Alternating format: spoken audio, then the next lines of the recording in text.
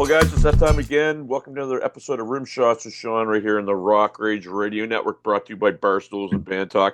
I'm assuming you guys are in California. If you go by the handle of California Villain, I've got the boys here, and we'll do an intro. We have Brian, we have Jesse, we have Riley, and we have Glenn, California Villain. Welcome, gentlemen. Thanks for having us. So, what part of California are we in tonight? Southern Cal, about an hour north of San Diego. Okay. So for my, I guess, viewers that knew about the fires, you guys probably weren't affected by them like other people were. Is that accurate? It affected us directly. Yeah, we had many friends and family directly in it and evacuated, and the fires are all around us, all the way down to San Diego. So, But none of us were directly affected in the sense of like nothing like burned or anything like that. But Right. we know a lot of people who were affected. Well, it was a good point, Brian, because I mean, people don't think about the association piece, right? So it's good to that you pointed that out. Thank you. So tell me, I guess we'll start with you, Riley. Tell me about California Villain. What's the deal, my friend? I've been in the band for about 2 years. It's kind of started by these two guys. But no, it's essentially just a hard rock band. We're all a big fan of all the '80s hard rock, and we're looking to kind of bring it back and in a California kind of fashion, you know. Yeah, just essentially a group of these four guys who really love rock and metal, and we have love for like all the harmonies, a lot of riffs, all the fun stuff. So we really have like a little bit of everything, depending on what your main genre of rock is. We have a little bit of, pretty much everything for everyone. Um, and my humble opinion, but I mean, if it didn't come from Europe, a lot of the great music of the '80s came from California. There's no question. I'm on the east coast of Canada and was still smart enough to figure that out. So I guess we'll go to you, Jess. So what? Okay, what do you guys all play in the band too? I want to make sure that I get this right. Well, I'm Glenn. I'm the drummer. I play lead guitar. I play bass. I sing and play rhythm guitar, I guess, in the band. Right on. So four-piece band. So I don't always like to do this, but I'll go back to you there, Jesse. Just when I'm introducing new bands to my audience, I'll say, okay, well, give me a comparable. And I don't like to say, you sound like, but if I was to say, okay, you guys, California Villain, who would my listeners think of in terms of a comparable? That's a hard one. Well, our music's pretty original, so it's hard to I'm pretty new in the band, so haven't been with them that long. But when I first heard them, I was hearing a little bit of Megadeth. I think that's your vocals that I was hearing on that, and the leads and stuff like that. So yeah, I would say somewhere in that era, maybe somewhere in the old school, Megadeth style. Is So what we're I talking that almost Northern California kind of vibe in a way, right? Like yeah, San Francisco, that type of vibe. yeah, something like that. Right, right. Yeah, that's how I when I first heard it. So, yeah, that's what I was thinking. But I mean, we have our own style of playing and stuff. So, once I started jamming with these guys, I was just hearing California feeling. I know it's kind of hard to like compare to another band that's out there right now. Sure. Well, I mean, so if you think California, if I think California, I think everything from Motley Crue to Red Hot Chili Peppers to Megadeth to, I mean, it's all over the map, right? I mean, and you got Berkeley that spawns all these musicians that kind of are taught the prim and proper way to do things and go out into the world and kind of make a mess the way they want to do it. So, perfect melting pot. Then you have people that come from all over the world to kind of go into California to try to figure it out. Brian, what's your scene like there? Is it a vibrant scene? You guys have a lot of places to play.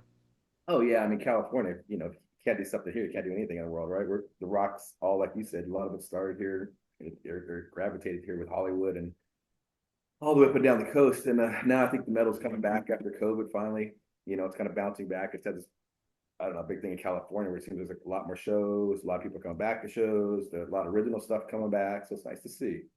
We're definitely trying to pump out California Real now, getting out there as much as we can around the country. So reaching you out in Canada is kind of nice.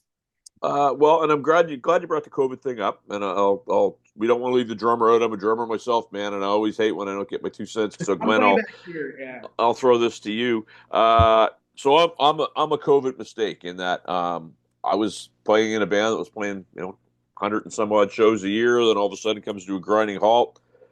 You know what? I'll just start interviewing some of my buddies and put it on YouTube. Next thing you know, I got a podcast that's almost 5 years now. Um, you guys have been together for a bit. When COVID kind of came up, did you guys do some writing? Did you use technology to try to get things going? What did you do? Actually, COVID was what's kind of brought it all together. I mean, I hate to say it like that, but like me and Brian, I got together with Brian. Like I think COVID had literally just hit. Like I came in the band in March of 2020. So I think, and so when we started jamming together, there was nothing we could do. I mean, we couldn't go out and play shows. I mean, for a year and a half, I mean, we didn't play any shows. So it was all we did was just sit in the rooms and just write music. So when COVID did unleash, we kind of came out with, guns charging. Our first show, that a big show that we did. I mean, we did little tiny, what are those things called? Warm-up shows? Warm-up shows, not Yeah. warm-up shows, but these little itty bitty things just to kind of just get out there. But our first real show is for the Whackin' Festival, the Whackin' Battle of Bands. And so we went out. That was our first show, and we won like our first round. So it was just guns blazing.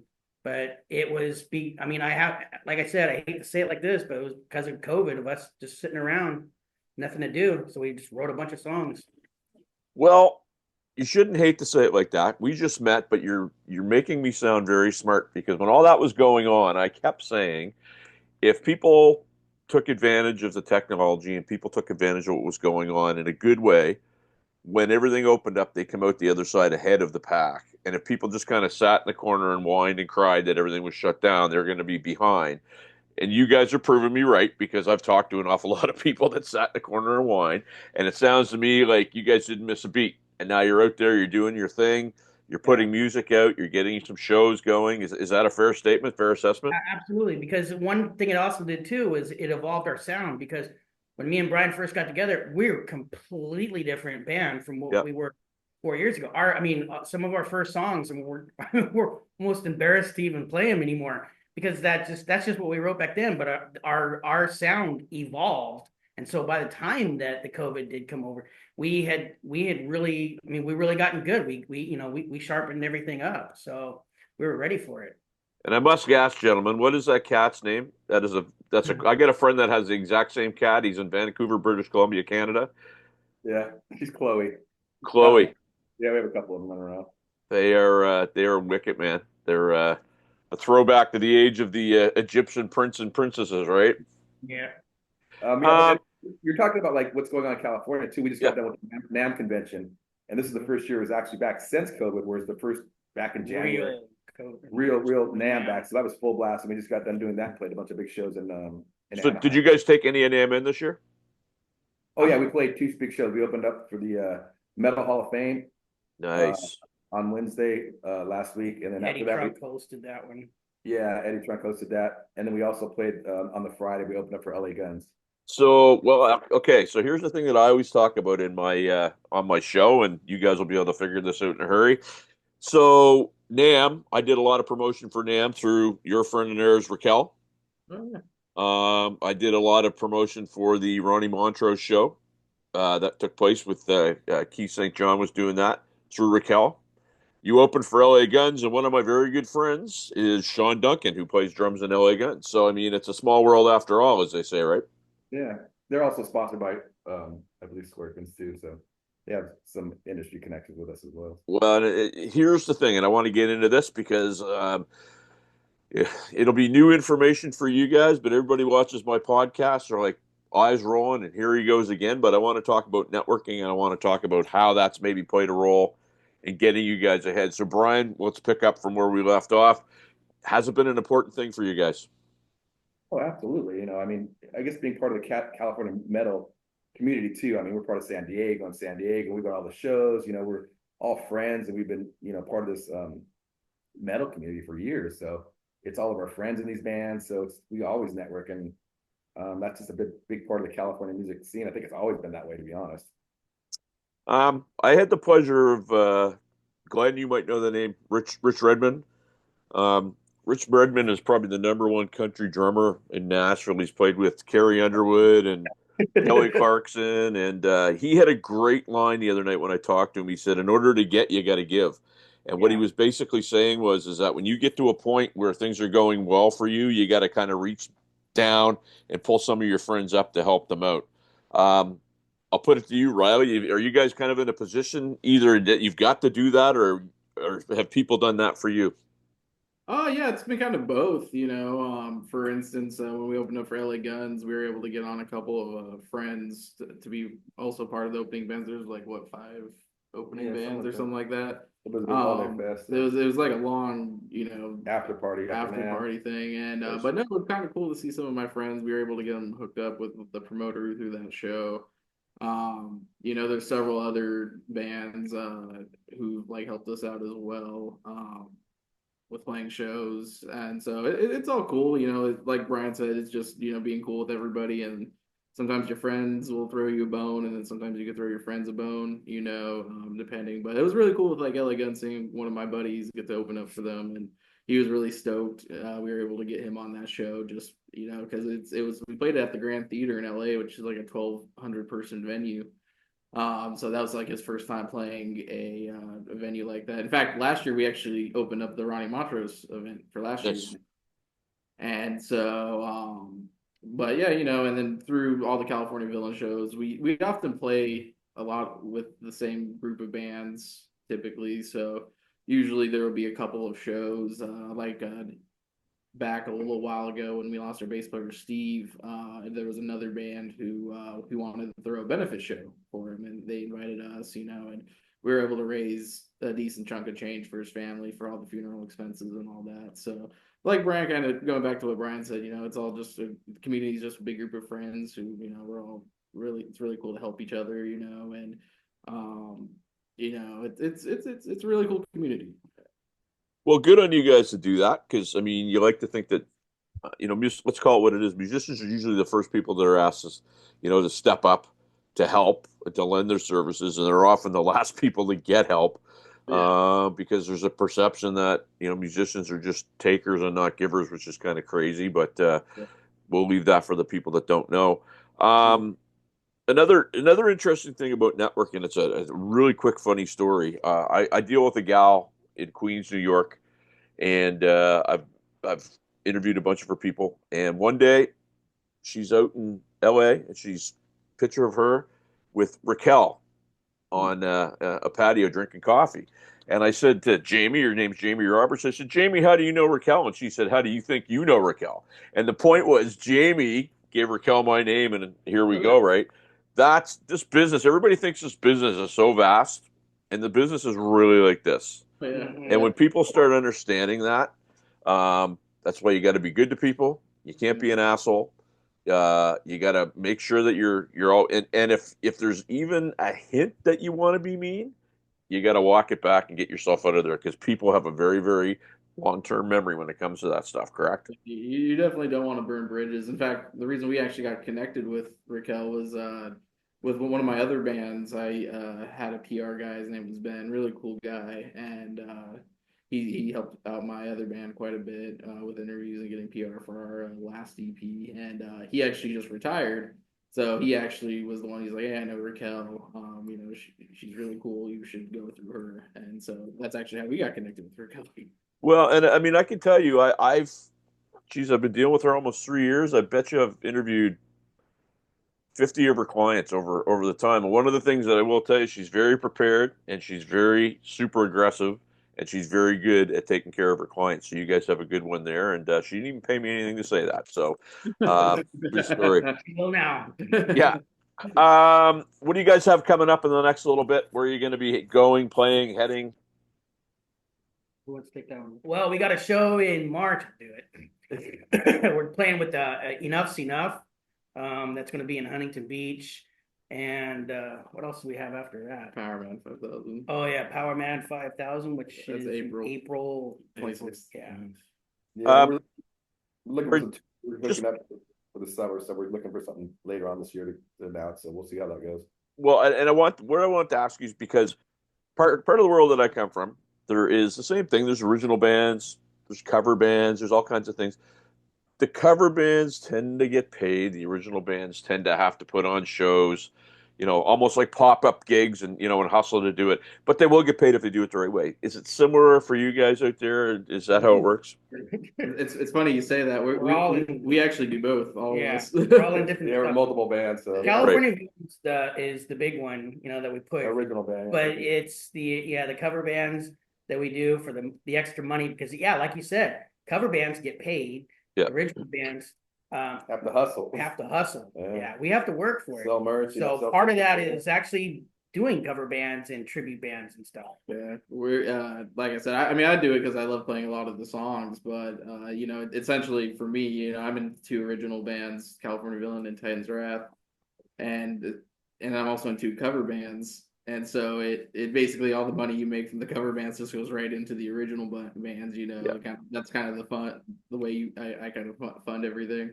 But actually, California Villain, pretty much, we're Glenn, Brian, and I were in an Iron Maiden tribute called Cali Maiden, and then Brian and I are also in a band called Headbangers Ball. We play like all the '80s hair metal stuff as well.